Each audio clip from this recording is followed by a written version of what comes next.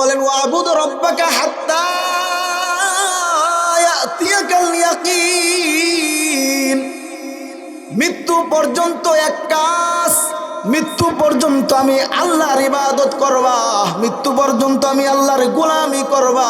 কেন করবা বান্দা শোনো, ওয়ামা খলাকতুল জিন্না ওয়াল ইনসা ইল্লা লিয়াবুদুন। বান্দা রে, আমি আল্লাহ তোমাকে আমার গোলামি করার জন্য, আমি জিন এবং মানুষ বানাইছি আমার গোলামি করার জন্য, আমার ইবাদত করার জন্য। বান্দা আজান হবে, তুমি মসজিদের ভিতরে না আইসা উল্টা দিকে চলে যাবা, এই জন্য না রে বান্দা না।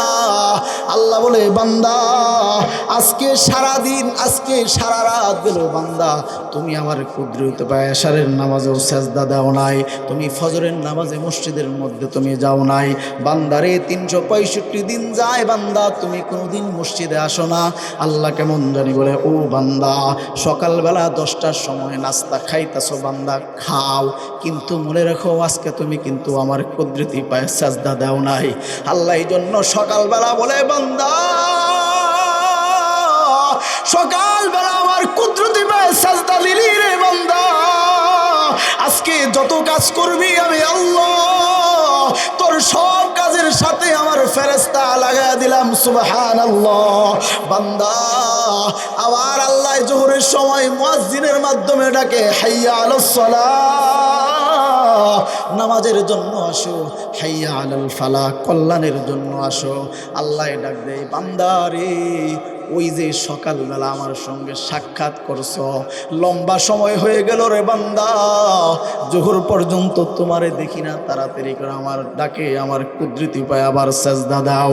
বান্দা যখন আবার জোহরের সময় সেজদা দেয়, এমন করে আল্লাহ দিনে 5 বার আহ্বান করে, বান্দা দিনে 5 বার মসজিদে আসে। আল্লাহ বলে বান্দা আমারে কোনোদিন দেখো নাই, আমার জান্নাত কোনোদিন দেখো নাই, আমার জাহান্নাম কোনোদিন দেখো নাই, আমার নবী মুহাম্মদুর রাসূলুল্লাহকে কোনোদিন দেখো নাই রে বান্দা। আমারে কত আদর কইরা মোহাব্বত কইরা বান্দারে তুমি নামাজগুলো কায়েম করতেছ, আমি বান্দা কথা দিলাম তোমার জিন্দগির সব গুনাহ আমি মাফ করে দিলাম। কিন্তু যেই বান্দা নামাজ পড়ে না, যেই বান্দা মসজিদে যায় না,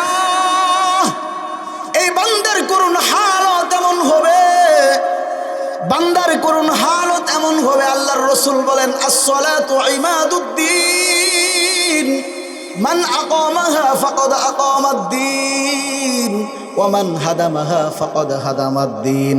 আল্লাহর রাসূল বলেন, নামাজ হচ্ছে দিনের খুঁটি। যেই ব্যক্তি নামাজ কায়েম করলো, দিনকে ঠিক রাখলো, যেই ব্যক্তি নামাজ নষ্ট করলো, দিনকে নষ্ট করে দিল।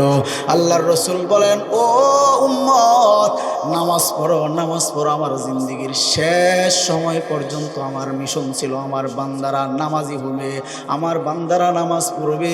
আল্লাহর রাসূলের মুমূর্ষু অবস্থার সময় আল্লাহর রাসূলের এমন হালত ছিল, আম্মা জান আয়েশা সিদ্দিকা ডাক দিয়া বলেন, ও দুনিয়ার মানুষেরা, আমার ধারণা পাল্টা গেল। আল্লাহর রাসূলের সাকারাত যখন শুরু হয়ে গেছে, আল্লাহর রাসূলের সাকারাত শুরু হইলে আল্লাহর রাসূলের এমন কোনো পশম নাই যেই পশম দিয়া আল্লাহর রাসূলের ঘাম বের হয় নাই। আল্লাহু আকবার বলেন, আল্লাহু আকবার। এমন কোনো পশম নাই যেই পশম দিয়ে আল্লাহর রাসূলের ঘাম বের হয় নাই। আম্মা জান আয়েশা কাপড় ভিজায়া ভিজায়া রাসূলের কপালের মধ্যে, শরীরের মধ্যে মুছা দেয়। আম্মা জান আয়েশা বলে, পৃথিবীর মানুষেরা এত পরিমাণ কষ্ট রাসূলের হইছে, আল্লাহর রাসূলকে আল্লাহ বলেন, দোস্ত একেবারে শান্তির ভাবে কবরে আসবেন নাকি সাকারাত নেবেন? আল্লাহর রাসূল বলে, আমি সাকারাত গ্রহণ করলাম, মানে কষ্ট করতে করতে রবের দরবারে সাড়া দিব। কারণ কি, এই জন্য যদি কোনো সন্তান তার বাবার সামনে যায়, সন্তানের কষ্ট দেখা বাবার চোখ দিয়া যেন পানি না বের হয়, কারণ নবীকে না বানাইলে দুনিয়ার কিছুই বানানো হইতো না। এরপরেও নবীর যদি পরিমাণ কষ্ট হয়, আমার সন্তানেরও কষ্ট হইতে পারে।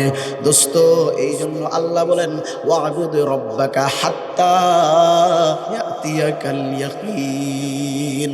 কোরআনের মধ্যে 3 জায়গায় কুল্লু নাফসিন যায়িকাতুল মাউত, প্রত্যেক প্রাণীকেই মৃত্যুর স্বাদ আস্বাদন করতে হবে, কোনো মানুষ ছাড় পাবে না। কিন্তু আল্লাহ কোথাও তো মউত শব্দ দ্বারা মৃত্যুর কথা বলেছেন, আবার কোথাও ইয়াকিন শব্দ দ্বারা মৃত্যুর কথা বলেছেন।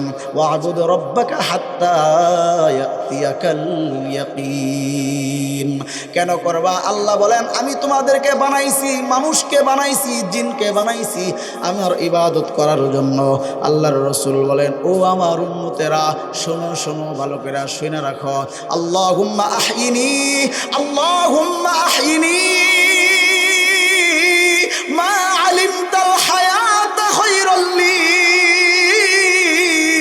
ওয়া তাওয়াফানি ইযা আলিমতাল ওয়াফাতা খায়রাল লি। আল্লাহর রাসূল বলেন উম্মতেরা আমি আমার মালিকের কাছে এই দোয়া করি, তোমরাও দোয়া করবা, আল্লাহ আমি যতদিন থাকলে তুমি খুশি দিই ততদিন আমাকে দুনিয়াতে রাখো, আর যেদিন আমি চলে গেলে ওয়াতাওয়াফানি ইযা আলিমতাল ওয়াফাতা খায়রাল লি, আর যেদিন আমি চলে গেলে তুমি খুশি সেদিন তুমি আমারে দুনিয়ার থেকে নিয়ে যাও। কারণ কি? কারণ কি? হাকিমুল উম্মত মুজাদ্দিদে মিল্লাত আশরাফ আলী থানভী রাহমাতুল্লাহি আলাইহি ওনার মাওয়াইজের মধ্যে বলেন যে শরীয়তে ইসলামের ভিতরে আল্লাহ তাআলা কিছু কাজকে ইবাদত বলে কেন গণ্য করেছেন? বলে ইয়াদাতে মাউতের জন্য। আল্লাহর রাসূল বলেন, আল্লাহর রাসূল বলেন পৃথিবীর উম্মতেরা, পৃথিবীর মানুষেরা শোনো, মৃত্যুর স্মরণটাই তোমাদের জন্য হবে শ্রেষ্ঠ হিদায়াত। সুবহানাল্লাহ। মৃত্যুর স্মরণ তোমাদের জন্য শ্রেষ্ঠ হিদায়াত। কারণ যেই ব্যক্তি মৃত্যুর স্মরণ করবে ওই ব্যক্তির দ্বারা গুনার কাজ করা সম্ভব হবে না, ঠিক কিনা বলেন? যেই ব্যক্তি মৃত্যুর কথা স্মরণ বেশি করবে ওই ব্যক্তির দ্বারা খারাপ কাজ হইতে পারে না। এই জন্য দুনিয়ার থাকতে জান্নাতের সার্টিফিকেট প্রাপ্ত সাহাবী ওমর ফারুক রাদিয়াল্লাহু তাআলা আনহু বলেন, আয় আল্লাহ, আল্লাহুম্মা রযুকনি শাহাদাতান ফি সাবিলিক ওয়াজআল মাউতি ফি বালাদি রাসূলিক।